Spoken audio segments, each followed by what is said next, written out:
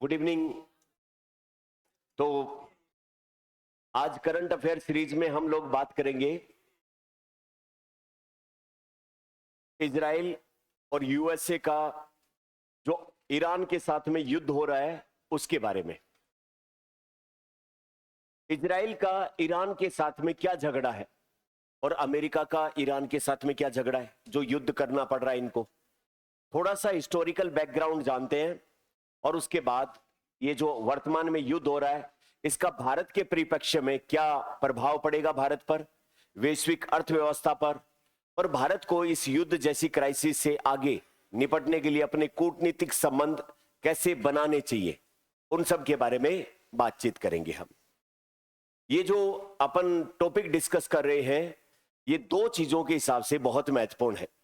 एक तो उन बच्चों के लिए जिनके अभी इंटरव्यू चल रहे हैं उनके लिए बहुत महत्वपूर्ण, दूसरा मुख्य परीक्षा में भारत का विदेश नीति आईआर वाला सेक्शन है उस दृष्टिकोण से, और तीसरा ऐसे भारत का इस जो वो मध्य पूर्वी देश जो मिडिल ईस्ट कंट्री जिनको कहते हैं अपन, अरेबियन पेनिनसुला और आसपास के देश, उनके साथ में डिप्लोमेटिक क्या रिलेशन होना चाहिए, क्या टेक होना चाहिए, उन सब बातों को ध्यान में रखते हुए अपन इस टॉपिक को कंपाइल करें।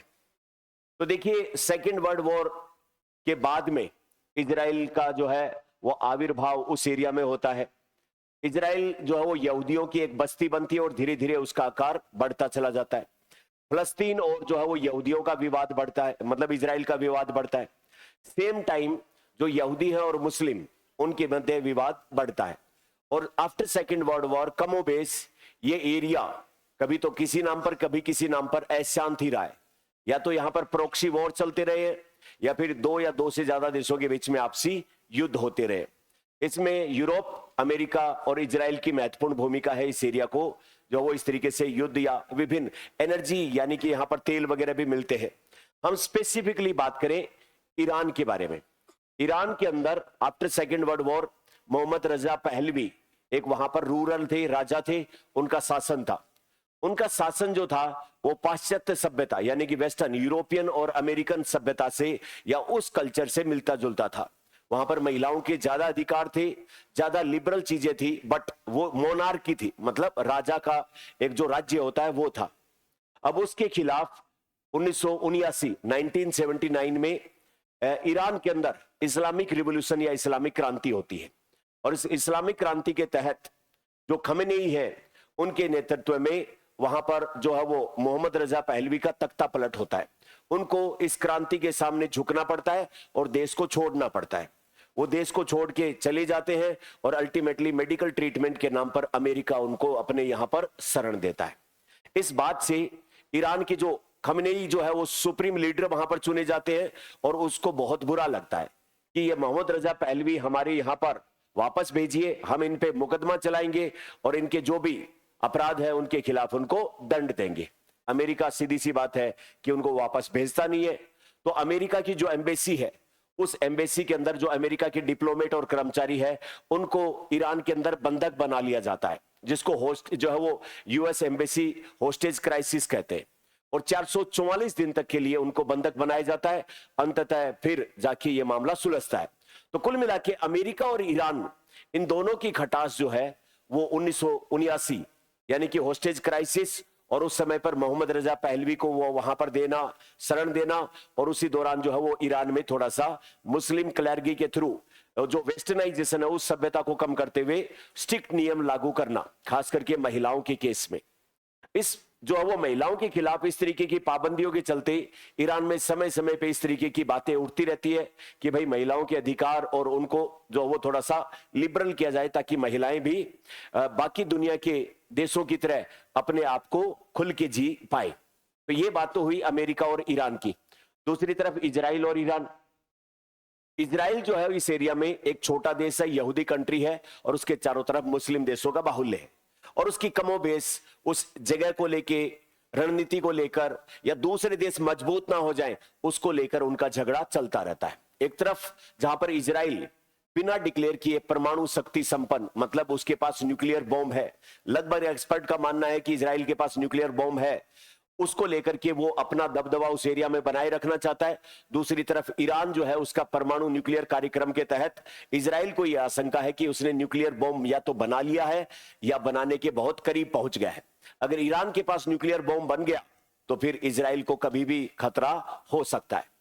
तो फिर इजराइल तो अपने क्षेत्रीय संतुलन के लिए और अमेरिका ऐतिहासिक कारणों के चलते दोनों इजराइल और अमेरिका ईरान के खिलाफ है।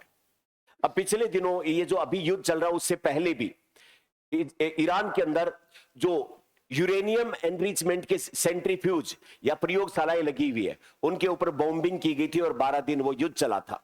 अभी पिछले दिनों वापस पिछले 12-13 दिनों से वापस से दूसरे चरण का ये युद्ध शुरू हो गया है, जिसके तहत जो अमेरिका ने और इजराइल ने संयुक्त ऑपरेशन करके और तेहरान में जो ईरान के सुप्रीम लीडर है खमेनेई साहब और उनके साथ में दूसरे जो बड़े पॉलिसी मेकर और राजनेता थे उन सबको जो है वो मार डाला। तो उसके बाद ईरान के अंदर जो रिवोल्यूशनरी जो गार्ड है वो उन्होंने वापस से रिटेलिएट किया और काफी मिसाइलें इजराइल पर और इजराइल के साथ साथ जो जहां जहां अमेरिका के सेना के बेस है उन सब पे गिराई गई और उसके चलते ये पूरा क्षेत्र अस्थिर हो गया।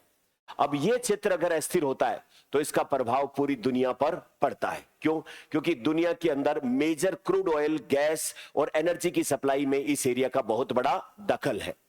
दूसरा, ये विश्व का जो प्रमुख व्यापार मार्ग है जो होकर गुजरता है हरमुज स्ट्रेट से, उसके ऊपर ईरान का जो वो एक तरीके से स्ट्रेटेजिक रूप से यूं कहे तो बाहुल्य या यूं कहे उस पे उसके एडवांटेज है।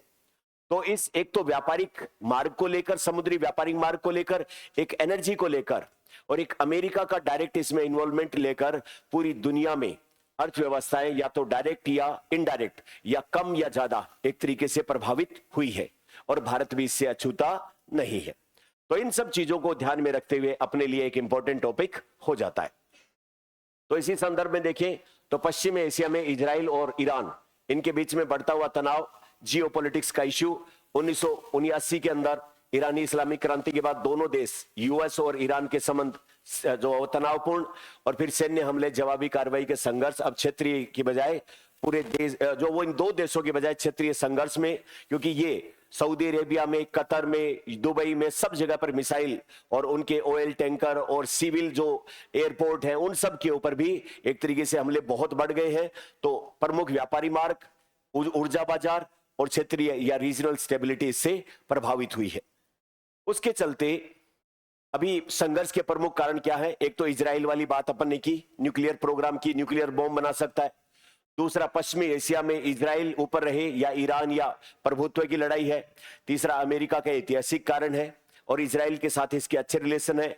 और चौथा कि ये जो ईरान के ऊपर आरोप लगता रहता है इजराइल का कि इसके द्वारा डायरेक्ट युद्ध न करके अमेरिका के हितों के खिलाफ और इजराइल के खिलाफ जो एक तरीके से प्रॉक्सी वॉर, कुछ ऐसे लड़ाकों की ग्रुप या टोली तैयार की जाती है जो किसी फॉर्मल रूप से किसी देश की सेना नहीं होते, किसी से उनका एफिलिएशन नहीं होता, वो विचारधारा के नाम पर किसी एक पर्टिकुलर पॉलिटिकल आइडियोलॉजी के खिलाफ लगातार वॉयलेंस करते हैं, हिस्सा करते हैं। वो किसी स्टेट गवर्नड जो वो एक्टर डायरेक्ट नहीं होते, इनडायरेक्ट वे में उनको हथियार और पैसा मिलता रहता है और वो किसी एक पर्टिकुलर राजनीतिक विचारधारा के खिलाफ लगातार हिंसक अभियान चलाते रहते हैं। तो उस केस में ईरान के द्वारा एक तो ग्रुप है हिजबुल्ला, दूसरा फलस्तीन वाला हमास और हौथी, इन तीनों को फंडिंग देना, हथियार देना, वो किसके ऊपर आरोप लगता है? ईरान पर। तो एक तो ये इजराइल के द्वारा कि इन तीनों को लगातार पालन पोषण ये कर रहा है, वो कार्रवाई करता है, इनको वापस से मजबूत कर देता है। हिस्टोरिकल भी कारण है और न्यूक्लियर वाला रीजन है और रीजनल जो वो सुप्रीमेसी का कारण भी है, उसको लेकर के ये युद्ध चल रहा है। अब इसमें जो है वो भारत के लिए क्या है इस युद्ध में? तो भारत की सबसे पहली बात तो है एनर्जी सिक्योरिटी। अपनी जो है देश में रिफाइनरी बहुत ज्यादा है, तो हम विदेशों से क्रूड ऑयल मंगाते हैं और उस क्रूड ऑयल से रिफाइन करके petrol, diesel, kerosene, LPG gas और बहुत सारे प्रोडक्ट बनाते हैं और वो प्रोडक्ट अपने देश में भी यूज करते हैं और दूसरे देशों को भी एक्सपोर्ट करते हैं। तो क्रूड ऑयल के लिए हमारी निर्भरता उन पर है, तो निर्भरता उन पर है तो यहां पर अगर होता है तो मतलब क्रूड ऑयल की सप्लाई इससे बाधित होती है। तो पहले जो है वो अभी भारत अपनी ऊर्जा का टोटल 80 से 85% क्रूड ऑयल आयात करता है और पहले जो कम थी अब धीरे धीरे करके हमने उसको घटाया भी है, बट स्टेट ऑफ हॉर्मुज जो है उससे भारत का जो तेल आता है वो रोजाना per day 1.5 to 2 million barrel, million का मतलब 10 लाख और बैरल का मतलब एक बैरल बराबर होता है कितना, 169 लीटर, अगर मुझे ठीक से याद है तो, है ना, 169 लीटर के आसपास, 170 लीटर के आसपास जो है वो तेल होता है। तो एक बैरल में कितना, 169 जो है वो लीटर और इंटू 10 लाख, इतना मतलब एक बड़ा अमाउंट ये हो जाता है। तो रोजाना, तो कुल मिला के एक तो अपने लिए ये युद्ध जो है वो क्रूड ऑयल की सप्लाई के लिए बड़ी समस्या है। स्टेट ऑफ हॉर्मुज जो है उसके ऊपर ईरान का प्रभुत्व, और अभी वो वहां पर एक तरीके से जहाजों को उड़ाने के लिए माइंस और बिछा रहा है जो एक्सप्लोजन कर सकती है, और कोई भी जहाज वहां से गुजरता ऊपर से उसके ऊपर हमला कर देते हैं और उसको तबाह कर देते हैं, तहस नहस कर देते हैं। अभी कल की ही बात है, थाईलैंड का एक जहाज जो भारत आ रहा था क्रूड ऑयल वगैरह लेके, उसको उन्होंने उड़ा दिया है ना। तो एक तो ये अपने लिए, दूसरा कि अगर ऑयल, क्रूड ऑयल की सप्लाई कम होती है तो फिर अपने देश में local petrol, diesel, gas, LPG या और भी जो गैसें हैं, सीएनजी, एलएनजी, उनके दाम बढ़ जाते हैं।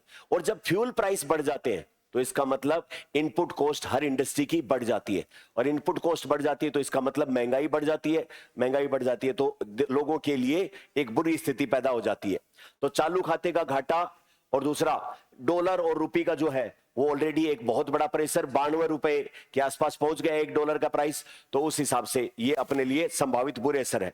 इन सब से ऊपर डायस्पोरा ऑफ इंडिया, भारत के बहुत सारे लोग गल्फ कंट्रीज में काम करते हैं, छोटे से लेके बड़े, दुबई से लेकर कुवैत, सऊदी अरेबिया या फिर बहरीन, कतर, सब जगहों पर काम करते हैं। भारत के लगभग 1 करोड़ के आसपास लोग यहां पर हैं, और लड़ाई झगड़ा होता है तो उन लोगों के ऊपर भी बुरा असर पड़ता है। ये वही लोग हैं जो भारत को वहां से रेमिटेंस भेजते हैं, विदेशी मुद्रा भंडार को समृद्ध बनाते हैं, और इन लोगों पे अगर असर होता है तो भारत सरकार अपने ही नागरिकों की सुरक्षा वहां पर नहीं कर पाएगी, तो ये क्राइसिस होता है अपने लिए। तो इसके बाद में व्यापार और निवेश, भारत एक बहुत बड़ा साझीदार दुबई के साथ में है, सऊदी अरेबिया के साथ में है, ईरान के साथ भी अपने अच्छे रिलेशन है। वहां पर अपने ईरान में चाबहार पोर्ट हमने उसको डेवलप किया है, पाकिस्तान को स्ट्रेटेजिकली साइडलाइन करने के लिए, अफगानिस्तान तक एक्सेस लेने के लिए। तो अपना बहुत बड़ा स्टेक वहां पर इंफ्रास्ट्रक्चर में, पैसों में और व्यापार में लगा हुआ है। तो अब जो है वो अपने सामने एक तरफ तो है इजराइल और अमेरिका, और दूसरी तरफ है ईरान, और दोनों से ही अपने ऐतिहासिक रूप से अच्छे रिलेशन रहे हैं। क्यों? क्योंकि एक तरफ तो अमेरिका के साथ व्यापार के बहुत बड़े अपने स्टेक है, इजराइल के साथ डिफेंस टेक्नोलॉजी के मामले में बहुत बड़े स्टेक हैं, और ईरान के साथ ऑयल को लेकर के बहुत बड़े अपने स्टेक हैं। तो ऐसी स्थिति में जब दोनों से ही अपना काम है और दोनों एक दूसरे की जान के दुश्मन बने बैठे हैं, यूं कहे कि इसके पास जाओगे तो तुम हमारे ऑटोमेटिक दुश्मन बन गए, और इसके पास जाओगे तो तुम हमारे ऑटोमेटिक दुश्मन बन गए, तो ये कूटनीति के सामने एक चैलेंजिंग पोजीशन आ जाती है। और भारत को चाहिए इस समय कि दोनों ही पक्ष को साध के रखे, और दोनों से ही जो अपना लाभ हो सकता है उस लाभ को हम प्राप्त करने की कोशिश करें। तो इसके लिए भारत और इजराइल में अगर देखें टेक्नोलॉजी और डिफेंस में, और ईरान के साथ में ऊर्जा और व्यापार, चाबहार पोर्ट, तो कुल मिला के ये ईरान, अमेरिका और इजराइल, इन तीनों को ही साधने के लिए कूटनीतिक रूप से अपने सामने चैलेंज आ गए हैं। तो अब भारत कर क्या रहा है? अभी भारत जो है वो ईरान के साथ भी बातचीत कर रहा है, इजराइल के साथ भी बातचीत कर रहा है, और इस बातचीत के लिए कह रहा है कि दोनों को संयम रखना चाहिए, दोनों के एक दूसरे की आशंकाओं का ध्यान रखना चाहिए, और वॉर के बजाय डायलॉग जो है उसको बढ़ाना चाहिए। और भारत इस काम के लिए खुद को मध्यस्थता के रूप में, एक न्यूट्रल एक्टर के रूप में, न तो मैं तुम्हारी बात कहूंगा न तुम्हारी बात कहूंगा, जो सही बात होगी उसी बात को कहा जाएगा, अपनी मध्यस्थता का ऑफर उनको पेश कर सकता है। तो डिप्लोमेटिकली जो ये जो बातें कही उसके लिए अपन ने ये मैप भी बनाया, उसमें ये सारी बातें लिखी हुई है ना, वही बातें हैं जो अपन ने अभी डिस्कस की है।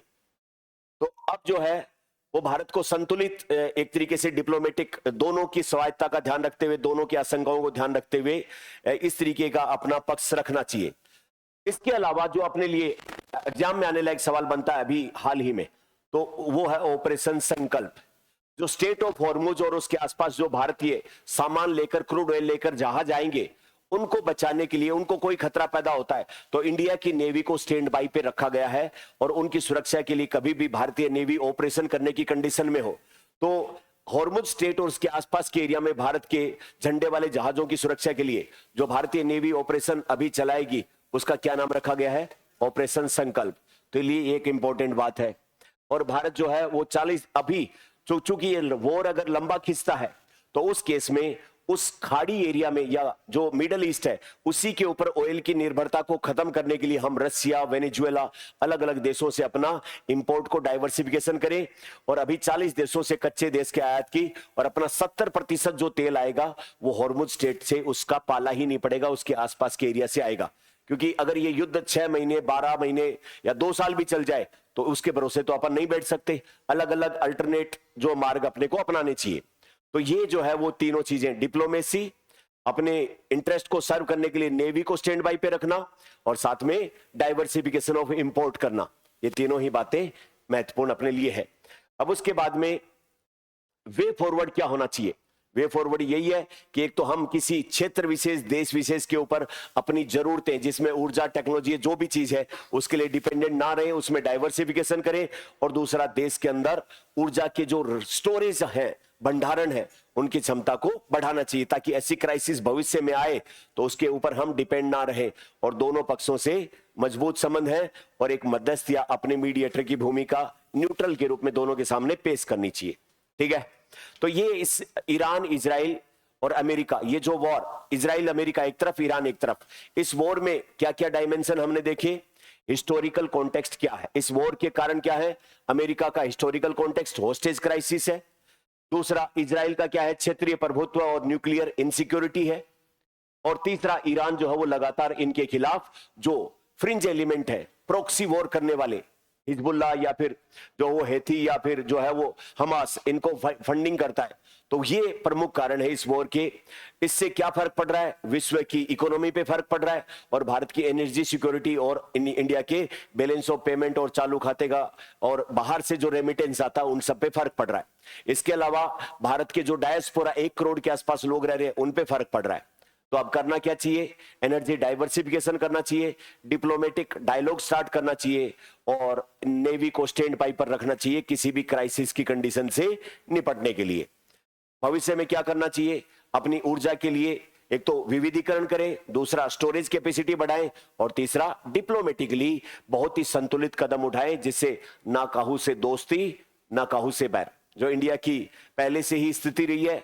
डिप्लोमेसी का कायदा भी यही होता है कि अपने देश के इंटरेस्ट को सबसे ऊपर रखते हुए दूसरों से बार्गेन करना, यही होता है डिप्लोमेसी का कायदा। मुख्य परीक्षा लायक एक सवाल बनता है, इसको लिखें आप और उसके बाद चेक कराएं।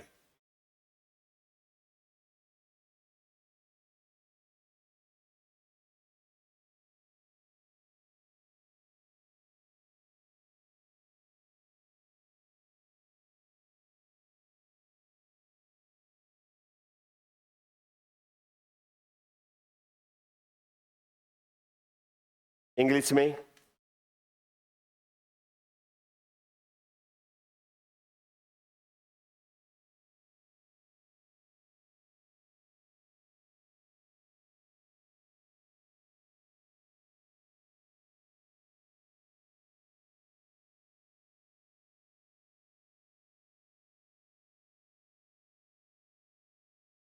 चलिए, तो मिलते हैं कल किसी नए टॉपिक के साथ। Thank you very much.